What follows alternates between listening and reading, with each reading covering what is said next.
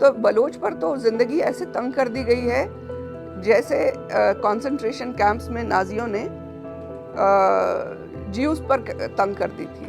उनका गुनाह क्या था? हॉस्पिटल जो है मुल्तान में पाकिस्तान में, उसकी छत से 500 बॉडीज़ मिली। उसकी छत पर 500 बॉडीज़ पड़ी हुई थी, फेंकी हुई थी। ऐसे तो जानवरों को भी नहीं फेंका जाता जैसे उन्होंने हमारे भाइयों को, हमारे बच्चों को फेंका हुआ था। हमारे लिए इन्होंने कोई ऐसा रास्ता नहीं छोड़ा कि बलोच इज्जत से जिंदगी गुजार सके। तो बलोच पर तो जिंदगी ऐसे तंग कर दी गई है जैसे कंसंट्रेशन कैंप्स में नाजियों ने ज्यूस पर तंग कर दी थी। उनका गुनाह क्या था? उनका क्राइम ये था कि उनकी एक आइडेंटिटी थी, रिलीजियस आइडेंटिटी थी, जिस पे उन्हें टारगेट किया गया।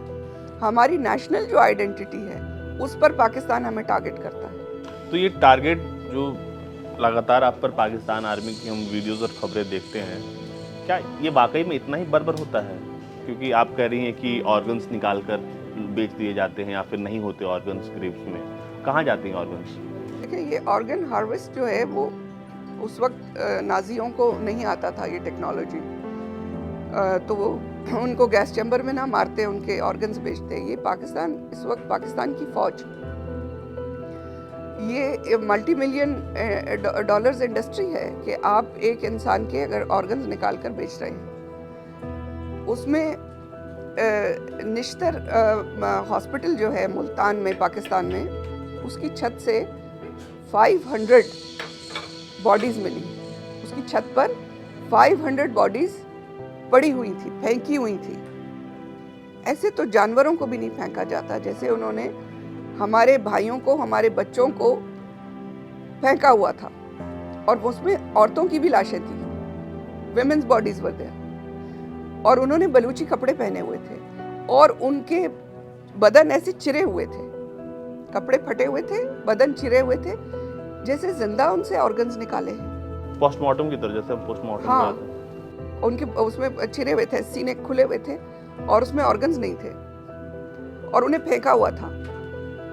जब ये चीज़ सोशल मीडिया में वहीं के लोगों ने रिवील कर दी तो उस पर बहुत शोर मचा और बहुत प्रोटेस्ट हुए बलूचों के कि हम, छोटी छोटी बच्चियां, हमारी छोटे छोटे बच्चे अपने बाप के लिए, अपने फैमिली मेंबर्स के लिए प्रोटेस्ट कैंप्स में जवान हो गए हैं। दुनिया का जो सबसे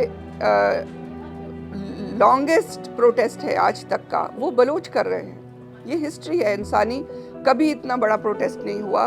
5100 दिन से ऊपर हो चुके हैं कि मुसलसल लोग प्रोटेस्ट में बैठे हुए हैं। मामा कदीर बलोच, जिनके अपने बेटे को इन्होंने उठा लिया और उस पर, जो कि हमारे साथी थे, हमारे बहुत क्लोज साथी थे, हम एक उसमें काम करते थे ऑर्गेनाइजेशन में, और वो एडवोकेट थे और बहुत ब्रिलियंट थे, उन्हें उठा लिया।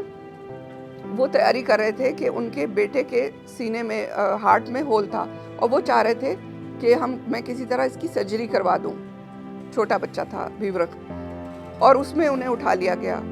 बजाय बच्चे की सर्जरी करवाने के दादा अपने बेटे के लिए दरबदर फिरता रहा और फिर उसकी कई सालों बाद उसकी बॉडी मिली, जो म्यूटिलेटेड, टॉर्चर्ड बॉडी थी। वो जाकर मामा कदीर लाए और अपने पोते को भी दिखाई और कहा, ये है पाकिस्तान। वो बच्चा अपने बाप को ढूंढते ढूंढते उस कैंप में, और फिर दूसरे लोगों को, जो दूसरे बलोच गायब हैं, उनके लिए वो जवान हो गए हैं बच्चे। इस तरह से बहुत सी बच्चियां हैं। समी है, समी जो है वो डॉक्टर दीन मोहम्मद की बेटी है। डॉक्टर दीन मोहम्मद हमारे बहुत ही क्लोज फ्रेंड थे और साथी थे। उनको उठा लिया जब ये बच्ची का सर्जरी हुई थी। एक बाप पे क्या गुजर रही होगी कि मेरी बच्ची किस हालत में है। उसे उठाकर ले गए और आज तक डॉक्टर दीन मोहम्मद का पता नहीं चला। 14 साल हो रहे हैं। वो बच्ची बड़ी हो गई है कैंप्स में, उसकी एजुकेशन, उसकी इमोशनल लाइफ, उसकी जिंदगी।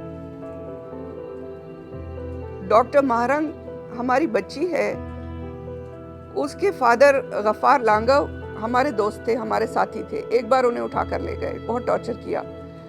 उसके बाद वो जेल में थे, मेरी उनसे मुलाकात हुई। We met in a jail somewhere in Khuzdar. तो वो हंस रहे थे, वो बहुत ही बहादुर थे। उन्होंने कहा कि जो कुछ इन्होंने मेरे साथ किया उससे वो हमें रोक थोड़ी सकते हैं, आज़ादी एक ही रास्ता है, हमारे पास और कोई रास्ता नहीं है। फिर वो रिलीज़ हुए। कुछ दिनों के बाद वो अपनी वाइफ से, जो कि हॉस्पिटलाइज थी, मिलने के लिए गए, उनको वहाँ से उठा लिया गया। 3 दिन बाद उनकी इस कदर टॉर्चर्ड बॉडी मिली कि आप सोच नहीं सकते जो उनके साथ किया गया था। वो बच्ची किस हालत से गुजरी, आज वो दूसरे बलोचों के लिए आवाज़ उठा रही। तो छोटे छोटे बच्चे प्रोटेस्ट में जवान हो गए।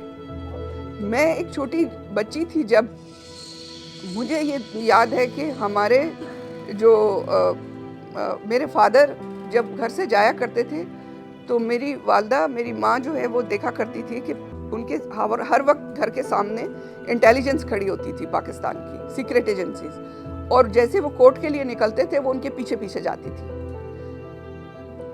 आग लगी हुई थी, जंग थी, उस वक्त हमारे लोगों को ये टॉर्चर कर रहे थे, मार रहे थे।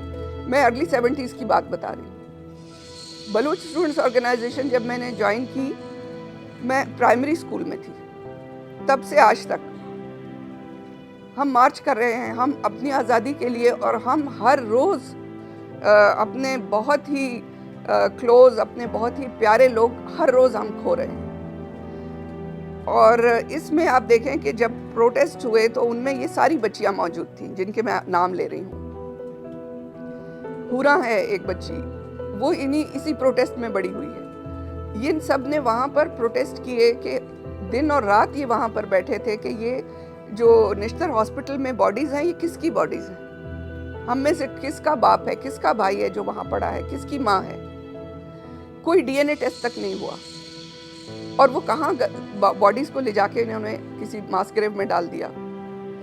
तो जब हम ये कहते हैं कि हम पर ज़िंदगी तंग कर दी गई है, हम पर सांस लेना इस वक्त मुश्किल कर दिया गया है, तो वो आखिरी हद है जहाँ बलोच पहुँच चुका है। इसके आगे और कुछ बचा नहीं।